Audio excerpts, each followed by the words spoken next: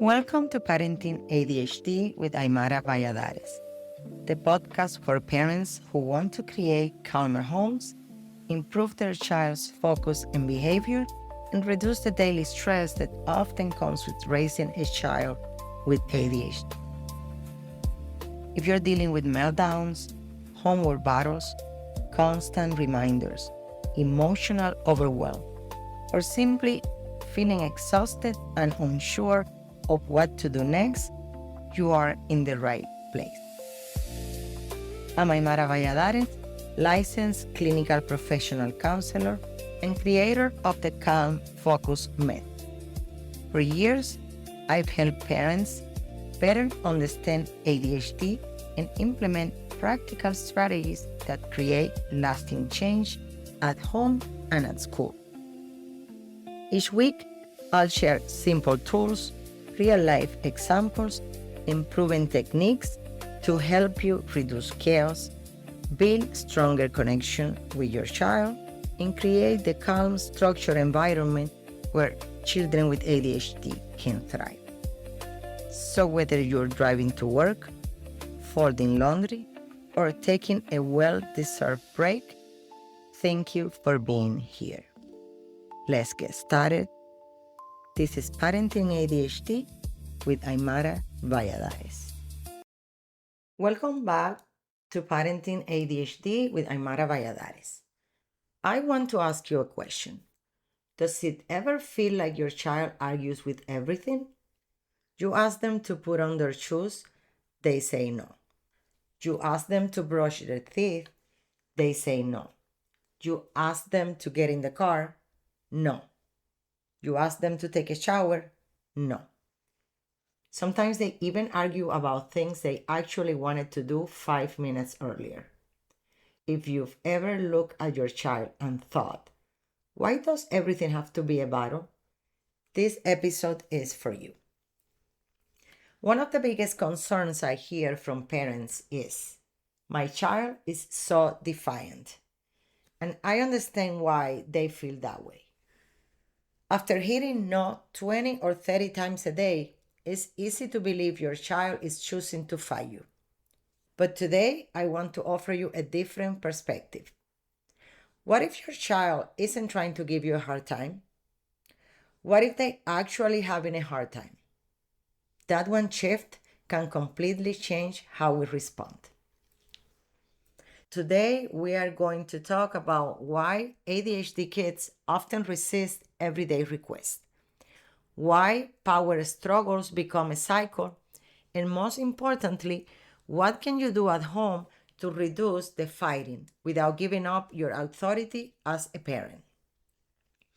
Let me tell you about a family I worked with in the past. Parents came into my office completely exhausted. Mom said, Aymara, I don't know what's happening. Every single thing I ask turns into an argument. Then she started listing examples. I said, put your shoes on. No. I said, brush your teeth. It's not. Come. She finally looked at me and said, I feel like my child wakes every day looking for something to fight. And maybe you have felt that way too. Maybe you've wondered, is my child just trying to control everything? The answer might surprise you. Let's imagine it's Monday morning. It's 7:20. You have to leave in 10 minutes. Your child is sitting on the couch watching YouTube videos. And you said, time to put your shoes on. Your child completely ignores you. You ask again, did you hear me? Your child looks at you and says, no. Now, your heart rate starts increasing. And you think, we are going to be late. You repeat yourself, this time louder. Your child gets upset. Now you're upset. And before anyone has shoes on, everyone is frustrated. Sounds familiar? Here's the question. Was this really about the shoes? Usually not. The shoes are simple where the problem showed up. The real challenge was the transition. Your child was deeply engaged in one activity. You asked them to suddenly stop and switch to something less interesting for them. For many ADHD children, transitions are one of the hardest parts of the day. Why this happens? Children with ADHD often struggle with what we call shifting gears. Their brains become intensely focused on what they're doing at the time. Then, when they're asked to stop, it can feel abrupt and uncomfortable. It's not always about refusing, it's often about changing. Think about yourself for a moment. Have you ever been deeply involved in a project at work when someone interrupted you? Or maybe you've been reading a great book, watching your favorite show, or finally relaxing after a long, tired day, and someone suddenly said, "Stop, I need you to do something else right now." Most of us don't love that feeling. Now imagine your brain has an even harder time shifting attention. That's what many ADHD children experience multiple times every day. Understanding that doesn't excuse inappropriate behavior, but it does help us respond more effectively. What does more parents do? Let's be honest. Most of us respond the same way. We repeat ourselves. Put your shoes on. Come on. I already told you. We don't have time for this. Don't make me count again. And the most frustrated we become, the louder we get. The louder we get, the more defensive our child becomes. Now, both nervous systems are activated. Nobody's listening anymore. This is what I call the Defiance Cycle. Parent becomes stressed, child becomes stressed, parent increases pressure, child increases resistance, everyone loses. What to do instead? Let's try something different. Tomorrow morning, instead of repeating yourself 5 times, I'd like you to try this. Walk over to your child, get down at eye level, use a calm voice, and then say, "I know it's hard to stop when you're having fun."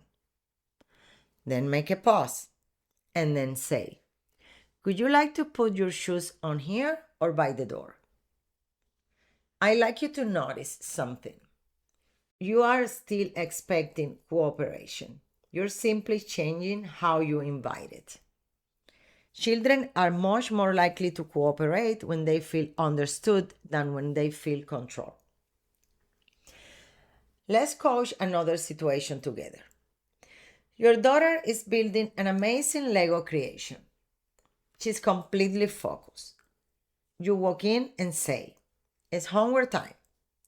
She immediately yells, "No!" Instead of thinking she's been disrespectful, try asking yourself, what's making this difficult? She's not just being asked to do homework. She's been asked to stop something enjoyable and start something challenging. Those are two different experiences. I'd like you to try saying this instead.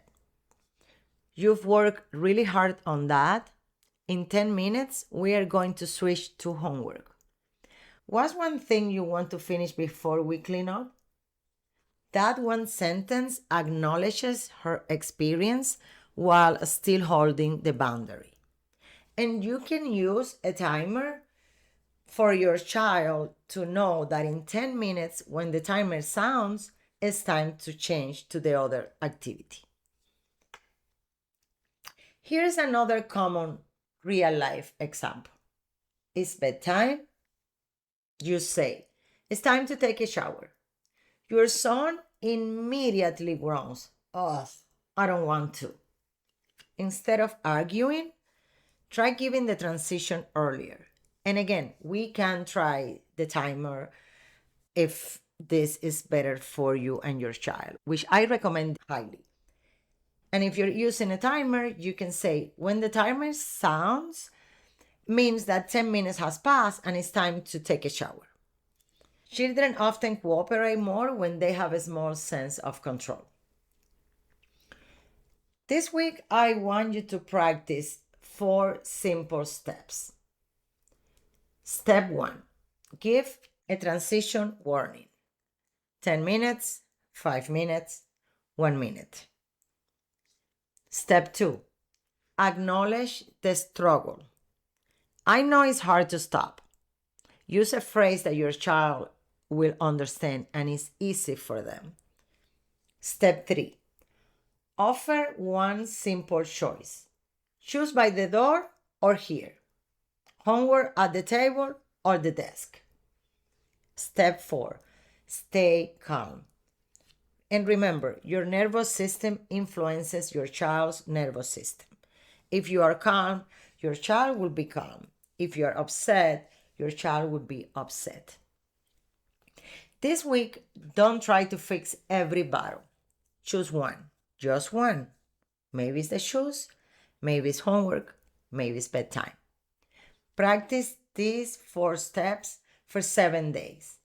Then ask yourself, how much did we argue? Did we argue less? Progress matters more than perfection. Just because your child says no doesn't mean they're saying no to you. Sometimes they're saying, this transition is hard. I need a little more time. My brain isn't ready to switch yet. When we stop assuming defiance and start looking for the struggle underneath, we respond differently. And when we respond differently, our children often do too. If every day has started feeling like a constant battle, I hope this episode gave you something practical to try. Remember, your child is not your opponent. You are on the same team. You're both trying to solve the same problem. And every small moment of connection moves you one step closer to a calmer home. Thank you for spending this time with me today. If this episode helped you, share it with another parent who's tired of the daily battles. Until next time, I'm Aymara Valladares, and this has been Parenting ADHD. Less chaos, more connection, lasting change. Thank you for joining me on Parenting ADHD with Aymara Valladares. Parenting a child with ADHD can feel overwhelming, but lasting change is possible when you have the right tools and the right approach. I hope today's episode has helped you better understand your child, given you practical strategies you can use right away, and brought you one step closer to creating a calmer home, improving your child's focus and behavior, and reducing the daily stress that leaves so many families exhausted. If you'd like to learn more about how to get my direct help, visit thecalmfocusmethod.com, where you'll find free resources and information about how we can work together to help your family thrive. Remember, your child is not broken. They need understanding, structure, and support, and so do you. Until next time, keep showing up, keep learning, and keep moving forward. I'm Aymara Valladares, and this has been Parenting ADHD. Less chaos, more connection, lasting change.